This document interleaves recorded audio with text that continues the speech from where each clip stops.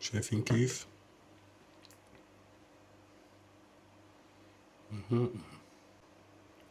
هي شايفين الطبقات ما شاء الله. السلام عليكم ورحمة الله وبركاته. رجعنا لكم بفيديو جديد بهالجو المشوب والناشف كثير. يعني بصراحة زلاعيمنا صاروا يرقصوا من الشوب. خلونا نشوف مع بعضنا بوصفة حلا حلوة كثير طيبة كثير وفينا نستخدمها كبوظة ونساويها بالبيت، طبعا بس بمكونين، وهالمكونين ما راح يستغرقوا معنا أكثر من نص ساعة شغل بالمطبخ بصراحة. طبعا حلوة الفستق الحلبي اللي بدنا نساويها البستاسيان بارفي فينا نستخدم معها أكثر من طعمة، مثل الموز الفريز اللي بتحبوه، بس أنا بدي ساويه بالفستق الحلبي.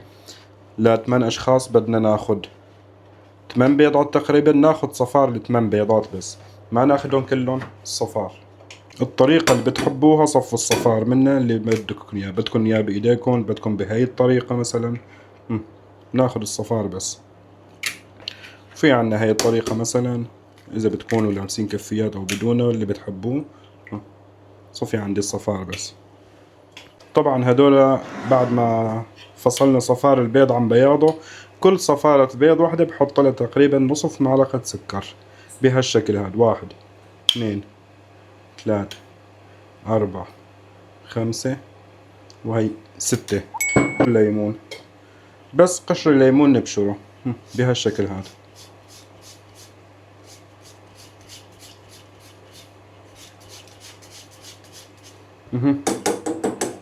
برشنا عليهم تقريبا نصف ليمونة، قشرة نصف ليمونة، بنحط كم نقطة من هالفانيليا السائلة. طنجرة مي بنعبيها مي طبعا سخنة بتكون، او نسخنهم نحن، ما بنخليهم فرن، نخليهم بس سخنة، ونخلط هالشغلات اللي خلطناهم مع بعضهم لحتى ما يطلع القوام اللي راح ارجيكم اياه هلا. وهيك بنضل نخفق فيهم معه هون على الجوانب، من نخرطهم هيك لتحت لحتى ينزلوا يتماسكوا كلهم مع بعضهم. شايفين هذا القوام اللي طالبه انا؟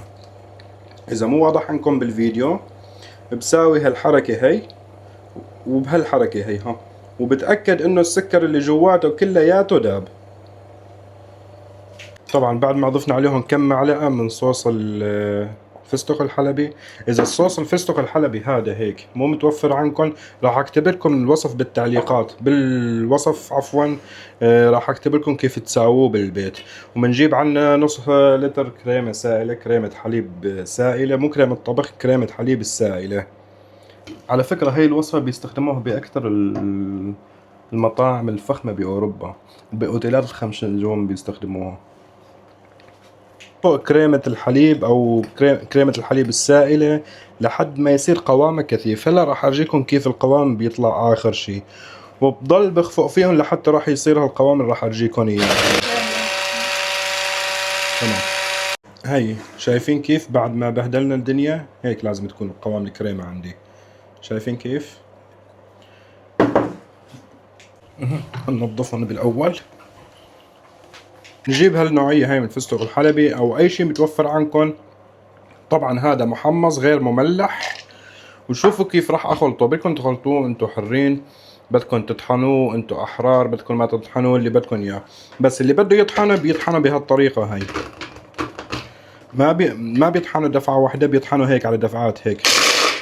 هيك. ما لازم أخلطهم بالخلاط مع بعضهم أو أخلطهم بمضرب أو هاند بلندر، بساويهم بهالطريقة هاي راح أرجيكم إياها. هيك قلب لحتى تزبط معي. ننزل الفستق الحلبي، بدكم كله بدكم نصه، الكمية اللي بتحبوها نزلوها. بدي خلي شوي أنا مشان الديكور تبع الصحن، كمان نحرك بنفس الطريقة. على هيك قالب، القالب الموجود عندكم ما بتفرق على فكرة، على هيك قالب أو غيره أو صحون صغيرة اللي بدكم إياه. بننزل الخليط اللي خلطناه كلياته مع بعضه. طبعا ننزله كلياته مع بعضه وندخله على الفريزر. ندخله على الفريزر أقل شي 6 ساعات. عرفتوا كيف؟ بس بدي مشان الديكور، قلت لكم مشان ديكور الصحن وديكور البوظة نفسها، بدي احط شوية فستق حلبي بالأرضية. وبعدين ننزل خليطنا، بننزلهم بهالشكل. بعد ما نزلناهم كلياتهم هيك صاروا جاهزين. بنحطهم بالفريزر 6 ساعات، بنطلعهم بنقطعهم. هدول وين نروح فيهم؟ هون. وهاي البوظة تبعتنا نحن اتفقنا انه نخليها بالفريزر 6 ساعات. انا شلتها بعد 9 ساعات ونص، ولكن 6 ساعات هي فترة كافية للتجمد لإلها، لانه مكوناتها بسيطة وسهلة وموجودة بكل بيت، ومكوناتها كمان سهلة التجمد يعني. اما هدول الورق اللي حاطن، هدول الورق اللي حاطن لحتى اسحبهم بسهولة. بسحبهم بهالطريقة هي ها. انسحبت معي. خلونا نشوفها. خلونا نظبط طبعا شوف كيف شكل النهائي. شوف. خلونا نظبط صحنا لحتى ناكل بقى، لحتى نبين ريقنا.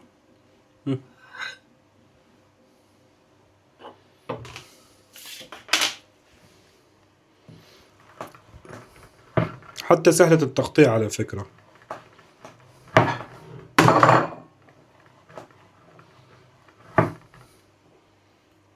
شايفين كيف؟